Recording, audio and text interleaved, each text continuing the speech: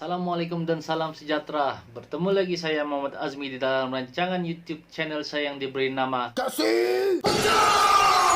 Sejak kebelakangan ini kita sering mendengar pihak-pihak politik berbicara tentang mandat rakyat pada Piario 14 yang lalu.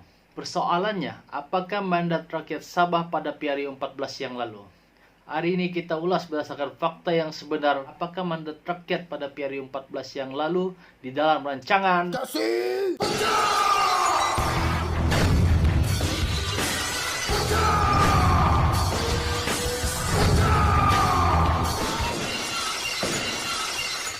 Pada 2018 yang lalu berlaku satu pilihan raya yang boleh digelar sebagai ibu segala pilihan raya. Di Sabah, beberapa buah parti tampil untuk bertanding pada pilihan raya tersebut. Parti-parti itu seperti Parti Barisan Nasional, Parti PAS, Gabungan Warisan dan Pakatan Harapan, Gabungan Sabah, serta beberapa lagi buah parti dan bebas. Barisan Nasional adalah parti yang berdaftar di bawah satu parti, begitu juga dengan PAS. Tetapi Warisan dan Pakatan Harapan, mereka bukanlah gabungan yang berdaftar. Mereka hanya melakukan kerjasama sesama mereka. Begitu juga dengan Gabungan Sabah. Setelah melalui kempen-kempen pilihan raya dan pembuangan undi, maka keputusan pilihan raya telah dikeluarkan oleh SPR. Berikut adalah senarai keputusan pada pilihan raya tersebut. BN telah memenangi 29 kursi, Gabungan Warisan dan Pakatan Harapan telah memenangi 29 kursi, Gabungan Sabah memenangi 2 kursi melalui STA, dan PAS tidak memenangi sebarang kursi. BN dan Gabungan Warisan dan Pakatan Harapan telah memenangi kursi terbesar pada pilihan raya tersebut. BN dengan 29 kursi dan Warisan Pakatan Harapan dengan 29 kursi. Kedudukan seri ini menyebabkan tidak ada pihak yang mendapat majoriti untuk membentuk kerajaan. Dan penentunya sudah pasti STA yang memiliki 2 kursi. Perlu diingatkan pada pilihan raya itu, Warisan PH dan STA walaupun sama-sama pembangkang pada waktu itu, tetapi mereka tidak menjalankan kerjasama di antara mereka. Malahan mereka bertanding sesama sendiri di beberapa buah kawasan. Oleh itu adalah menjadi hak STA untuk memilih gabungan mana yang akan membentuk kerajaan, adakah BN ataupun Warisan PH. Sudah tentu pilihan STA adalah kepada gabungan yang mereka rasa boleh membantu rakyat yang mengundi mereka dan yang boleh bekerja sama dengan mereka. Oleh itu STA telah memilih Barisan Nasional untuk bersama-sama membentuk satu majoriti muda sebanyak 31 untuk membentuk kerajaan negeri Sabah pada waktu itu. Kita tidak boleh mengatakan bahwa STA melompat parti, kerana mereka tidak melompat daripada satu gabungan kepada gabungan yang lain. Mereka perlu memilih agar kerajaan negeri Sabah boleh tertubuh. Perlu diingatkan juga pada Piario itu, STA juga menentang Barisan Nasional dan menentang Gabungan Warisan dan PH. Oleh kerana kedua-dua lawan mereka dalam kedudukan seri, maka STA harus memilih apa yang mereka rasa terbaik untuk parti mereka agar boleh terbentuk sebuah kerajaan. Jika STA tidak memilih pada waktu itu, maka kerajaan Sabah tidak akan terbentuk kerana tiada pihak yang mendapat majoriti yang mudah pada Piario itu. Dengan itu BN dan STA berjaya membentuk satu majoriti muda dan membentuk sebuah kerajaan. Dan Tan Sri Musa Aman pada waktu itu telah pun mengangkat sumpah sebagai ketua menteri yang sah. Namun, selepas saja Tan Sri Musa Aman mengangkat sumpah, sejarah hitam Sabah berulang lagi. Tidak sampai 48 jam, Parti APKO telah meninggalkan rakan-rakan mereka dalam Barisan Nasional dan melompat memberi sokongan kepada Warisan dan Pakatan Harapan. Persoalannya, kenapa dalam tempoh 48 jam sahaja Parti APKO boleh mengkhianati rakan-rakan mereka di dalam Barisan Nasional? Sedangkan jika kita masih ingat, beberapa jam sebelum itu, beberapa orang adun APKO telah menyatakan sokongan kepada Barisan Nasional dan Ketua Menteri melalui satu sidang media. Kami datang ke sini secara sukarela untuk memberikan sokongan penuh kepada yang Kami berada di Sriwijaya sejak tengah malam tadi karena BN bersama-sama dengan STA mempunyai jumlah adun yang dipilih untuk menubuhkan kerajaan negeri Sabah.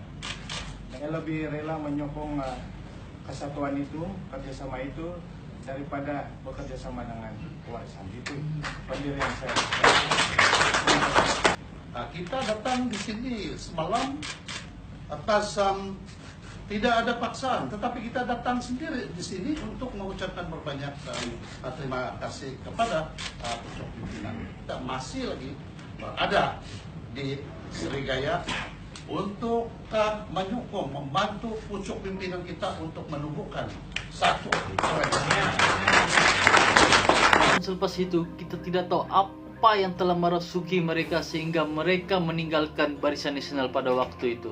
Sudah pasti keputusan pada waktu itu diketuai oleh Presiden APKO, yaitu Datuk Madias Tangau sendiri.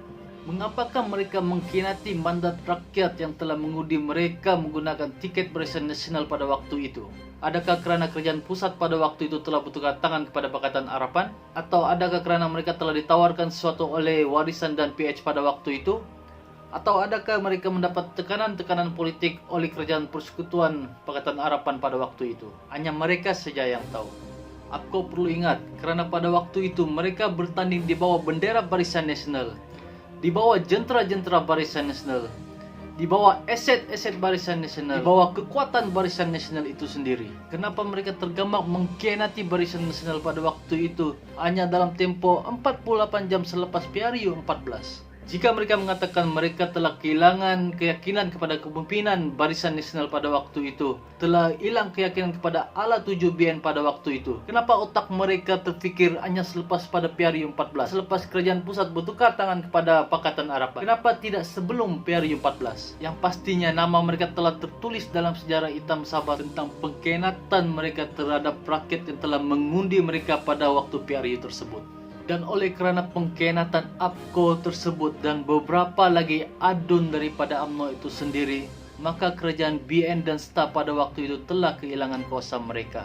Dan ini telah memberikan satu majoriti mudah kepada Warisan dan Pakatan Harapan. Sebabkan itu, Datuk Seri Muhammad Shafie Apdal telah mengangkat sumpah sebagai Ketua Menteri. Persoalannya di sini, adakah lantikan itu sah mengikut Perlembagaan Negeri Sabah? Saya tidak berani ulas kerana perkara itu masih lagi sedang berjalan di mahkamah. Dan rentetan daripada perkara-perkara yang saya ceritakan tadi, di sini rakyat boleh menilai apakah mandat rakyat Sabah yang sebenarnya pada PRU 14 yang lalu. Barisan Nasional mendapat 29 kursi, PH dan Warisan mendapat 29 kursi, STA mendapat 2 kursi. 3 kumpulan yang bersaing dalam PRU 14 ini tidak berjaya membentuk mana-mana majoriti. Oleh itu, hasil sokongan STA kepada Barisan Nasional berjaya mendapat majoriti yang mudah sebanyak 31 kursi untuk membentuk kerajaan pada waktu itu. Namun, mandat rakyat hilang begitu sahaja apabila ada adun-adun yang melompat daripada parti yang mereka tandingi kepada parti lawan mereka. Sesuatu yang amat mengecewakan di zaman ini, masih ada perkara begini yang masih berlaku. Oleh itu, bagi saya secara pribadi, mereka yang telah melompat ini tidak layak untuk bicara tentang mandat rakyat yang mereka telah cabuli. Begitu juga dengan parti pemerintah hari ini, Warisan dan PH. Kerana di hari pertama mereka menerima YB yang melompat ini, mereka telah bersubahat mencabuli mandat rakyat yang diberikan pada PRU 14. Dan kerajaan mereka yang mereka tubuhkan hari ini adalah kerajaan yang tidak bermaruah, kerajaan yang telah hilang haknya sama sekali untuk bicara tentang mandat rakyat. Oleh itu, saya selaku anak muda di negeri Sabah ini amatlah bersetuju jika ada pembubaran dilakukan untuk mendapatkan semula mandat rakyat yang sebenar, agar kita boleh tubuhkan satu kerajaan yang penuh maruah, penuh dengan sokongan majoriti rakyat Sabah. Apa yang penting, rakyat sudah jelas tentang mandat rakyat Sabah pada PRU 14 yang lalu, dan rakyat sudah tahu siapakah yang telah mengkhianati mereka pada PRU 14 yang lalu. Oleh itu, saya tidak ingin mengulas lebih panjang tentang isu ini. Tujuan saya tidak lain tidak bukan hanya ingin memberitahu rakyat di luar sana apakah pemilik mandat rakyat yang sebenar pada PRU 14 yang lalu. Dan ini saja ulasan saya pada episode kali ini.